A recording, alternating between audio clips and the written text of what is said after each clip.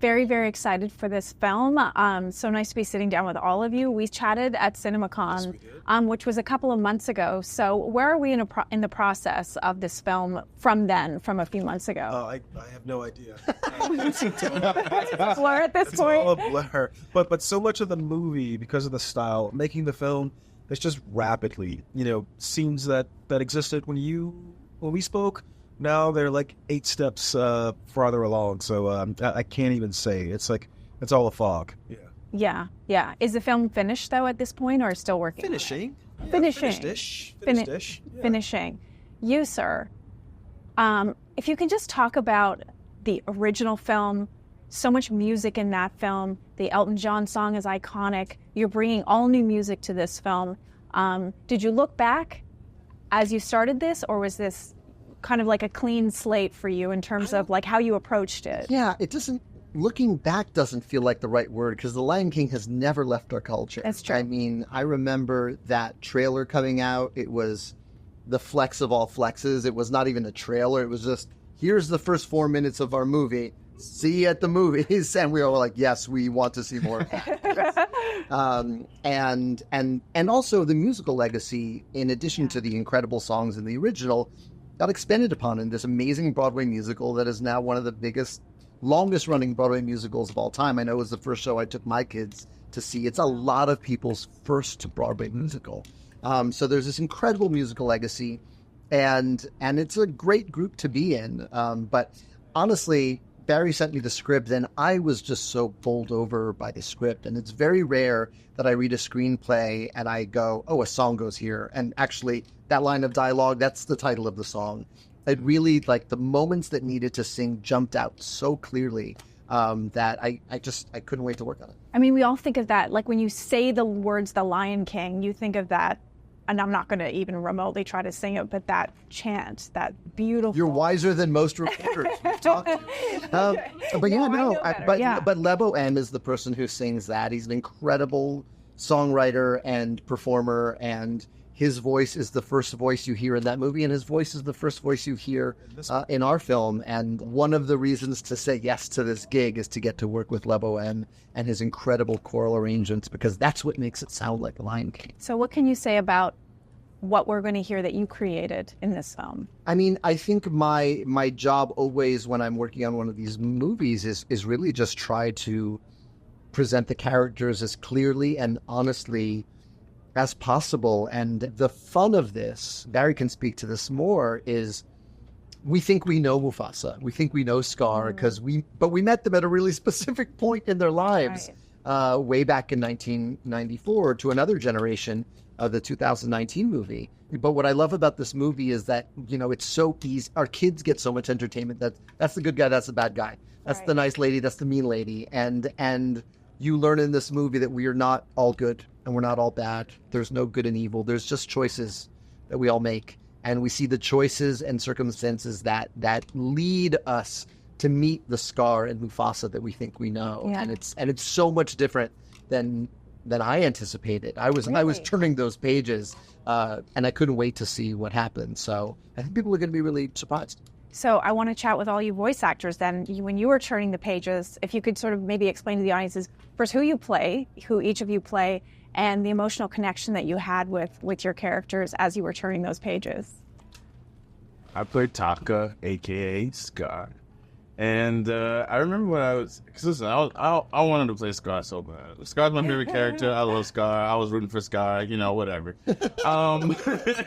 But when I was reading the script, I honestly started crying. To understand where he was coming from, his perspective on it all, made me feel really just human. People get to these places and we judge them, we have these ideas of them, but then you bring it all back, and then you start to kind of go, man, this is such a simple love. You know what I mean? There's such a simple need that needs to be kind of understood now. And so, I mean, yeah, that was beautiful. Yeah, that was beautiful. I feel very similarly. I think for me, one of my greatest takeaways from The Lion King is that I think when I first watched it, I saw Mufasa as this great pillar, this immovable, beautiful father and leader and king. And I think what Barry and Lynn and Lebo and everyone have done so beautifully with this story is they've made it accessible how they became those people, so that kids, hopefully when they see it, they don't go, that's cool and that's wonderful, but I can't reach it, I can't get there. You know, they've given us these beautiful journeys to find how Mufasa became who he is, the turbulence, the triumphs, the losses, the heartbreak, the love, all of that led to the great Mufasa that James L. Jones brought to us, who, by the way, that's my greatest inspiration. So wow. Yeah, it's been wonderful, wow. Really wonderful. Wow. I play Afia, and I am Mufasa's mother. And the offer came through, and I was like, okay, well, let me read this script. And I started reading the script, and I said, oh, Lord, am I going to die? It's not a great track record for Disney moms.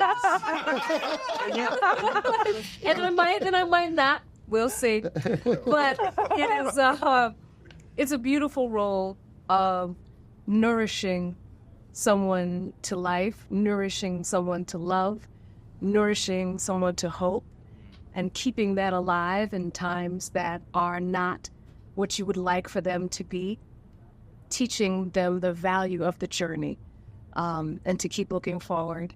And so it's a lovely, lovely thing to be able to be that voice in this space with our future king. I'm wondering, because we sort of talked about the beginning of the process for all of you and sort of getting into the spirit, but being on the other side of it, having completed it, what kind of cathartic, I know every time I talk to voice actors, they talk about what a cathartic experience it is, but you all have such reverence for your characters. Being on the other side of it, how does it feel? I haven't seen it. I'm Okay. The catharsis is still in the future. We're still Yeah, I've seen it. You know, to be honest, I feel like I still have a reverence, and I feel like it would be like almost impossible for me to not have that reverence, because I was so young when I first ever saw the original Lion King. So for me, it's still like a tremendous honor. It's still the gift that keeps on giving. This man intentionally gave me the offer on my birthday, so it is like a gift that keeps on giving. So I'm so very, cool. very honored to be here still. You've seen it? What can you say? I've seen it. I mean, I'm incredibly proud of it. I'm incredibly proud to write music at the service of Barry's story and Barry's beautiful film. Yeah, I can't wait for the world to see it. And I'm going to end with you, fearless leader. There's such a quality about The Lion King that it's deep, right? Like you see it and there's a deep connection to it. For you, as you're continuing to work on it, what would you say to audiences about how they're going to connect with this film and how you're hoping they're going to connect with this film? Yeah, I think everyone here has laid it out in some way. The Lion King is a part of culture. You do this with an apple and people know you're referencing, and so it's just one of those things where so many of us, and I'm just speaking of human beings all around the world, we share this cultural touchstone, and to bring this kind of energy to it, this thoughtfulness to it, to sort of unearth some new things about us as people, as human beings through these characters. I know it's really humbling. I really hope that's what people take away from the film, because we're all looking for a shared conversation, a shared place of communion, and The Lion King, of all things, is one of those central spaces. And I just feel so blessed that I got to be a part of running back into that space to give something new to the world.